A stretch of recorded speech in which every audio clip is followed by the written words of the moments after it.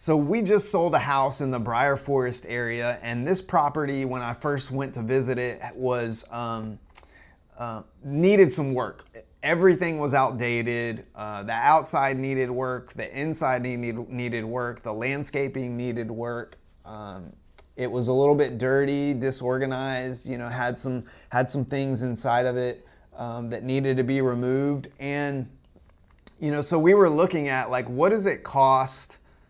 What does it cost the seller in a loss to sell a property like that just needs work, especially in this market where most of the homes that are selling are kind of dialed into perfection, and the ones that are slightly less than that are not selling. So what does it take to sell a property that needs work to somebody who's willing to put that work in versus selling it already fixed up and ready for what the market wants today in 2025 in the summer? And so what we looked at is that a flipper would need $100,000 spread, or maybe even really more, for closing costs when they buy it, closing costs when they sell it, money to flip it, carrying cost of the money that it takes to flip it, plus their time.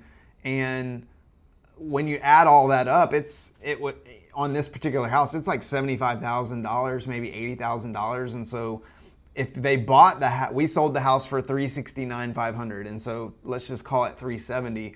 So if they bought it for $100,000 less at $270,000, somebody that's going to redo it, there's not really much of a spread there. Now, if a homeowner was to do that and they had really good connections in the contracting world for supplies and labor, then maybe.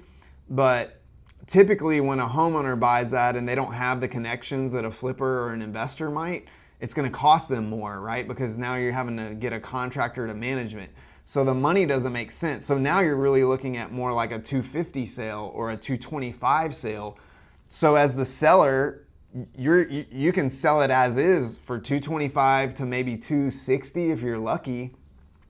Or you could fix it up and sell it for $370,000 like we did. And so with the seller's help, with their trust, I went in and picked all the colors and the finishes of this house, and they bought and paid for the materials. And so we didn't buy cheap, junky materials, but we did source things that, you know, that weren't the most luxurious items out there, but we also made sure that they looked good, that they went together, and we kind of created, you know, a vibe in this home that felt like, yeah, this is a house that I want to own and I want to buy.